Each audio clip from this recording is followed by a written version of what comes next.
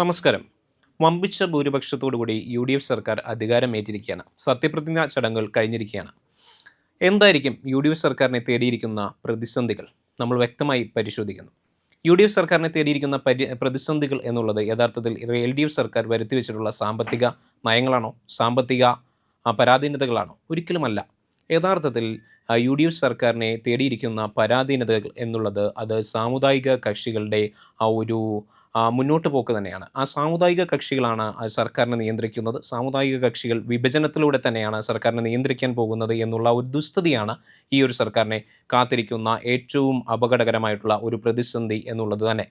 ഏറ്റവും ഒടുവിൽ നമ്മൾ കണ്ടു മന്ത്രിസഭാ വീതം വെപ്പ് നടന്നതിൽ ഒടുവിൽ നമ്മൾ കണ്ടു ലാറ്റിൻ സഭാ നേതൃത്വം കടന്നെത്തിയിരിക്കുകയാണ്. ലാറ്റിൻ സഭാ നേതൃത്വം പറഞ്ഞിരിക്കുകയാണ് തങ്ങൾക്ക് അനുയോജ്യമായിട്ടുള്ള സ്ഥാനാർത്ഥികളെ ആരും തന്നെ മന്ത്രിമാരായി പരിഗണിച്ചില്ല എന്നുള്ളതാണ് ആ ലാറ്റിൻ സഭ ബിഷപ്പിൻ്റെ പരാതി എന്നുള്ളത്.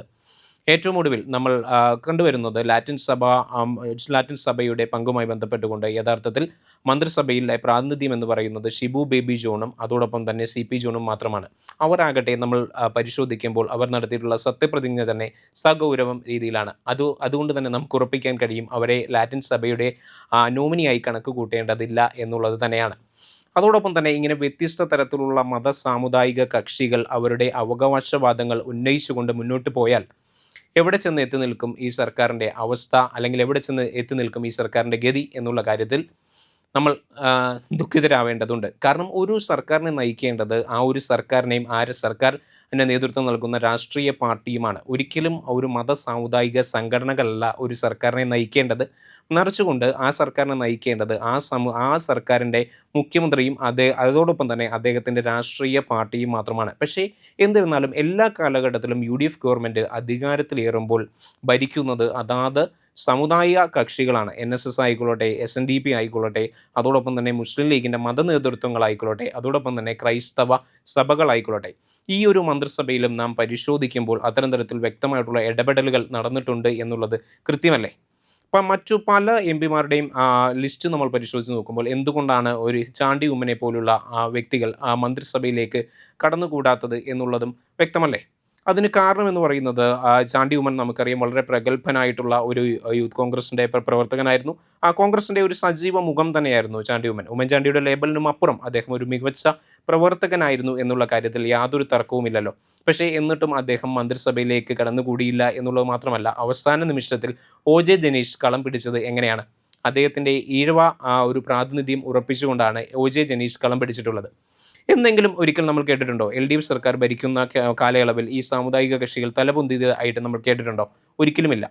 സാമുദായിക കക്ഷികൾ തലപൊന്തുന്നത് അല്ലെങ്കിൽ അവർ നിയന്ത്രിക്കുന്നത് UDF സർക്കാർ ഭരിക്കുന്ന കാലഘട്ടത്തിൽ മാത്രമാണ്. അങ്ങനെ അവർ അവരുടെ ഒരു അന്ത്യശാസനങ്ങൾ നടപ്പാക്കിക്കൊണ്ട് മുന്നോട്ട് പോയിട്ടുണ്ടെന്നുണ്ടെങ്കിൽ അത് സമൂഹത്തിൽ കടുത്ത വിഭജനം സൃഷ്ടിക്കും. അതുമാത്രമല്ല അത് സമൂഹത്തിൽ കടുത്ത മതേതരത്വത്തിന് വെല്ലുവിളിയും ഏർപ്പെടുത്തും എന്നുള്ള കാര്യത്തിൽ യാതൊരു തർക്കവുമില്ല.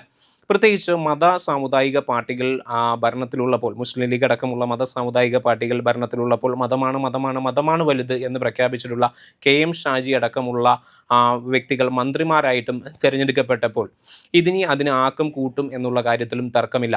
അതുമാത്രമല്ല ഈ സാമുദായിക കക്ഷികളുടെ ഇടപെടൽ മൂലം സർക്കാർ വലിയ പ്രതിസന്ധിയിലേക്ക് കടക്കാനും സാധ്യതയുണ്ട് എന്നുള്ളത് തന്നെയാണ് മറ്റൊരു വസ്തുത. ഈ കഴിഞ്ഞ ദിവസമാണ് ശിവഗിരി മഠത്തിലെ സന്യാസിമാർ പ്രഖ്യാപിക്കുന്നത് ഞങ്ങളുടെ സമൂഹത്തിൽ നിന്നുകൊണ്ട് 9 പേർ MLAമാരായി തിരഞ്ഞെടുക്കപ്പെട്ടിട്ടുണ്ട്, അതുകൊണ്ട് തന്നെ ഞങ്ങൾക്ക് അർഹമായിട്ടുള്ള പ്രാതിനിധ്യം ഈ മന്ത്രിസഭയിൽ ആവശ്യമുണ്ട് എന്നുള്ളതാണ് ശിവഗിരി മഠത്തിലെ സന്യാസിമാർ ആഹ്വാനം ചെയ്യുന്നത്. അപ്പോൾ യഥാർത്ഥത്തിൽ ഈ മന്ത്രിമാരെ തീരുമാനിക്കേണ്ടത് കോൺഗ്രസ് അല്ലേ? യഥാർത്ഥത്തിൽ മന്ത്രിമാരെ തീരുമാനിക്കേണ്ടത് ശിവഗിരി സന്യാസി മഠമാണോ? അങ്ങനെ ഈ പറയുന്ന ശിവഗിരി സന്യാസി മഠങ്ങൾ ആണോ മന്ത്രിമാരെ തീരുമാനിക്കുന്നത്? അങ്ങനെ ഒരു ദുസ്ഥിതിയിലേക്ക് ഗവൺമെൻറ് എത്തിയിട്ടുണ്ടെന്നുണ്ടെങ്കിൽ പിന്നീട് അങ്ങോട്ട് ഗവൺമെൻറ്റിനെ കാത്തിരിക്കുന്നത് വൻപിച്ച പ്രതിസന്ധി തന്നെയായിരിക്കും എന്നുള്ള കാര്യത്തിൽ യാതൊരു സംശയവുമില്ല.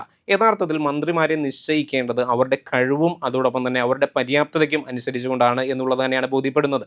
അങ്ങനെയല്ല നിശ്ചയിക്കപ്പെടുന്നത് എന്നുണ്ടെങ്കിൽ അവർക്ക് അവരുടെ പെർഫോമൻസ് വളരെ കൃത്യമായിട്ടുള്ള ലെവലിൽ നടപ്പാക്കാൻ കഴിയില്ല എന്നുള്ളത് തന്നെയാണ് ഒരു വ്യക്തമായിട്ടുള്ള ഒരു റിയാലിറ്റി എന്നുള്ളത്. പക്ഷേ ഇത് കോൺഗ്രസിൻ്റെ നേതൃത്വം ഒരിക്കലും മനസ്സിലാക്കില്ല എന്നുള്ളത് മാത്രമല്ല, അവർ ഈ പറയുന്ന സാമുദായിക കക്ഷികൾക്കും അതോടൊപ്പം തന്നെ സമുദായ നേതൃത്വത്തിനും വഴങ്ങിക്കൊടുക്കുന്ന ഒരവസ്ഥയിലേക്കാണ് നാളിതുവരെ പോയിട്ടുള്ളത്. ഇതിന് ഒരു വിലങ്ങുതടിയായി നിന്നിട്ടുള്ളത് 2001 AK ആൻ്റണിയുടെ ഒരു പ്രസ്താവനയാണ്. മത ന്യൂനപക്ഷങ്ങൾ അമിതമായിട്ടുള്ള പ്രാതിനിധ്യവും അതോടൊപ്പം തന്നെ തങ്ങളുടെ സംഘടനാ ശേഷി ഉപയോഗിച്ചുകൊണ്ട് മസിൽ പവറും മണി പവറും ഉപയോഗിച്ചുകൊണ്ട് വൻതോതിൽ ആ മന്ത്രിസഭയെയും അതോടൊപ്പം തന്നെ ഗവൺമെൻറ്റിനെയും ഹൈജാക്ക് ചെയ്തിരിക്കുന്നു എന്നാണ് AK ആൻ്റണി അന്ന് വ്യക്തമാക്കിയിരുന്നത്.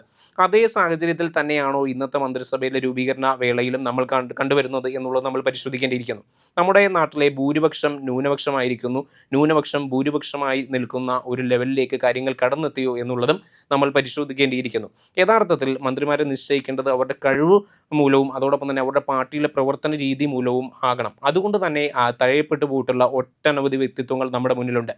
അത് ആരൊക്കെയാണെന്നുള്ളത് നമുക്ക് പരിശോധിക്കാം. നമ്മുടെ മൂവാറ്റുപുഴയിൽ നിന്ന് വിജയിച്ചിട്ടുള്ള മാത്യു കുളനാടനാണ് അതിലെ ഒരു വ്യക്തി എന്നുള്ളത്. അദ്ദേഹം മന്ത്രിസ്ഥാനത്തിന് എന്തുകൊണ്ടും അർഹനായിരുന്നു. പക്ഷേ അദ്ദേഹം തഴയപ്പെട്ടതിൻ്റെ കാരണം എന്ന് പറയുന്നത് ക്രിസ്ത്യൻ പ്രാതിനിധ്യം വർദ്ധിച്ചു പോയി എന്നുള്ളത് തന്നെയാണ്. അപ്പോൾ ക്രിസ്ത്യൻ പ്രാതിനിധ്യം നമുക്കറിയാം ഇന്ന് നമ്മുടെ സംസ്ഥാന മന്ത്രിസഭയിൽ അത് 7 ഏഴായിട്ട് തന്നെ നിലനിൽക്കുന്നു എന്നുള്ളതാണ്. അപ്പോൾ ഇനിയിപ്പോൾ 7 ക്രിസ്ത്യൻ ഉള്ളത് കൊണ്ട് തന്നെ മാത്യു കുളനാടനെ ഇൻക്ലൂഡ് ചെയ്യുക എന്ന് പറയുന്നത് കോൺഗ്രസിൻ്റെ മന്ത്രിസഭയിൽ അല്ലെങ്കിൽ കോൺഗ്രസ്സിന് അതൊരു വലിയ പ്രതിസന്ധി സൃഷ്ടിക്കും എന്നുള്ള കാര്യത്തിൽ യാതൊരു തർക്കവുമില്ല. അതോടൊപ്പം തന്നെ മറ്റു തഴയപ്പെട്ടിട്ടുള്ള വ്യക്തികൾ എന്ന് പറയുന്നത് അപ്പോൾ അബിൻ വർക്കിയാണ്. അബിൻ വർക്കിയൊക്കെ മന്ത്രിസ്ഥാനത്തിനൊക്കെ ഏറെ അർഹനായിരുന്നു. യൂത്ത് കോൺഗ്രസിൻ്റെ സജീവ മുഖമായിരുന്നു. അദ്ദേഹത്തിനും ഈ പറയുന്ന പോലെ ക്രിസ്ത്യൻ സമൂഹത്തിൽ ജനിച്ചതുകൊണ്ടാണ് ഒരുപക്ഷെ അദ്ദേഹത്തിനും മന്ത്രിസ്ഥാനത്തേക്ക് തഴയപ്പെട്ടു പോയിട്ടുള്ളത്. അതോടൊപ്പം തന്നെ മറ്റൊരു വ്യക്തി എന്ന് പറയുന്നത് ശ്രീ തിരുവഞ്ചൂർ രാധാകൃഷ്ണനാണ്. അദ്ദേഹം നമുക്കറിയാം അദ്ദേഹത്തിന് നൽകിയിട്ടുള്ളത് സ്പീക്കർ പദവിയാണ്. സ്പീക്കർ പദവി നമുക്കറിയാം ഒരു ക്യാബിനറ്റ് റാങ്കോട് കൂടിയിട്ടുള്ള പദവിയാണ് എങ്കിൽ പോലും അദ്ദേഹത്തിന് നായർ സമൂഹത്തിൽ ജനിച്ചു പോയി എന്നുള്ള ഒരൊറ്റ കാരണം കൊണ്ട് മാത്രമാണ് അദ്ദേഹത്തിന് ഈ പറയുന്ന മന്ത്രിസ്ഥാനം അല്ലെങ്കിൽ മന്ത്രിസ്ഥാനത്തിലേക്കുള്ള അദ്ദേഹത്തിൻ്റെ ആ ഒരു വരവ് ഇല്ലാതായി പോയത്. അത് ഒരുപക്ഷെ ജാതി തന്നെ ആയിരിക്കാം അതിനും കാരണം. ഒരുപക്ഷെ നായർ സമൂഹത്തിൻ്റെ പ്രാതിനിധ്യം എന്ന് പറയുന്നത് നമുക്കറിയാം കോൺഗ്രസിൽ നിന്നുകൊണ്ട് 5 പേർ നായർ സമൂഹത്തിൻ്റെ ആയിട്ടാണ് കണക്ക് കൂട്ടിയിട്ടുള്ളത്. അപ്പോൾ ആ ഒരു പ്രാതിനിധ്യം ആ ഒരു മന്ത്രിസഭാ യോഗത്തിൽ പരിശോധിക്കുമ്പോൾ നായർ സമൂഹത്തിന് അമിതമായിട്ടുള്ള ഒരു പ്രാതിനിധ്യം ലഭിച്ചാലോ എന്നുള്ളത് കൊണ്ട് മാത്രമാണ് തിരുവഞ്ചൂർ രാധാകൃഷ്ണനും ഒരുപക്ഷെ ആ ഒരു മന്ത്രിസ്ഥാനത്തിന് അർഹനല്ലാതെ പോയത്. മറ്റു മുഖങ്ങൾ നമ്മൾ പരിശോധിക്കുമ്പോൾ മുസ്ലിം ലീഗിൽ നിന്ന് നമുക്കറിയാം 5 മുസ്ലിം മന്ത്രിമാരുണ്ട്. അതോടൊപ്പം തന്നെ പുതുതായി ഉൾപ്പെടുത്തി മറ്റു മുസ്ലിം മന്ത്രിമാർ കോൺഗ്രസിൽ നിന്നുള്ളത് ടി സിദ്ദിഖ് മാത്രമാണ്. അത് ടി സിദ്ദിഖിനെ പോലെ തന്നെ കഴിവുള്ള വ്യക്തിത്വങ്ങളാണ് ശ്രീ ആര്യടൻ മുഹമ്മദും അതുപോലെ തന്നെ അതോടൊപ്പം തന്നെ ആലുവയിൽ നിന്നുള്ള അൻവർ സാദത്തും എന്നുള്ള കാര്യത്തിൽ യാതൊരു തർക്കവുമില്ല. അപ്പോൾ ഒരുപക്ഷെ അവിടെയും അവർ തരയപ്പെട്ടു പോയിട്ടുള്ളത് അവരുടെ കാരണം എന്ന് പറയുന്നത് അവർ ഈ പറയുന്ന പോലെ മുസ്ലിം സമൂഹത്തിൽ ജനിച്ചുപോയി എന്നുള്ളത് കൊണ്ട് മാത്രമാണ്. മറ്റൊരു വ്യക്തിത്വം എന്നുള്ളത് ശ്രീ VT ബൽറാമാണ്. VT ബൽറാം നമുക്കറിയാം നായർ സമൂഹത്തിൽപ്പെട്ടിട്ടുള്ള വ്യക്തിയാണ്. ഒരുപക്ഷെ അദ്ദേഹം ഹിന്ദുവായിട്ട് ഐഡൻറ്റിഫൈ ചെയ്യാൻ ആഗ്രഹിക്കുന്ന ഒരു വ്യക്തിയല്ല. എന്നിട്ടും അദ്ദേഹത്തെ സംസ്ഥാന മന്ത്രിസഭയിലേക്ക് ഉൾപ്പെടുത്താതിരുന്നതിൻ്റെ കാരണം എന്ന് പറയുന്നത് അദ്ദേഹവും ഈ സമൂഹത്തിൽ ജനിച്ചുപോയി എന്നുള്ള ഒരൊറ്റ കാരണം കൊണ്ട് തന്നെയാണ്. അപ്പോൾ യഥാർത്ഥത്തിൽ കഴിവുള്ള ഇത്രയും പ്രഗത്ഭരായിട്ടുള്ള MLA മാർ മന്ത്രിസഭയിലേക്ക് കടന്നു വരാത്തതിൻ്റെ കാരണം എന്ന് പറയുന്നതും ഇവരുടെ ജാതിയും മതവും തന്നെയാണ്. ഇങ്ങനെ ജാതിയും മതവും വേർതിരിച്ചുകൊണ്ട് മന്ത്രിസ്ഥാനങ്ങൾ നൽകുമ്പോൾ യഥാർത്ഥത്തിൽ കഴിവുള്ള വ്യക്തികൾ ആ ഒരു സ്ഥാനത്തേക്കും മന്ത്രിസഭയിലേക്കും കടന്നു വരാതെ പോകും എന്നുള്ളൊരു കാര്യം UDF ഇനിയെങ്കിലും പരിശോധിക്കേണ്ടിയിരിക്കുന്നു.